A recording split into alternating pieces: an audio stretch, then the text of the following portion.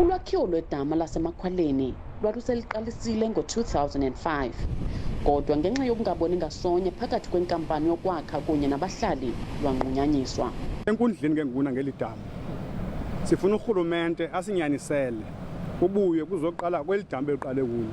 Oosomashishini namafama bakholelwa ukuba ubambezeleko ekwakhiweni kweli dama nekudala kuthethwa ngalo ukususela ngo-1962 lohlutha abantu basezilalini amathuba engqesho kwanokupheliswa kwentlupheko. Amathuba onkcenkcesho namathuba obana iinkomo zethu ziwasela amanzi. Inkundla le mayisinqandele uba la mathuba ebesiwanikezwe phantsi kwaPresident Zuma kwi-5th administration singabi sawuxutha. Ezinkokheli kungoku nje ziyithumele enkundleni lenyewe. Obviously, since the matter is in court, we cannot, as respondents to the matter, be making comments on the matter until such time as the court has pronounced. Angaphezu kwama600,000 amakhaya e-OR Tambo, Alfred Nzo naseJoe Gqabi anokufumana amanzi acocekileyo kweli phulo.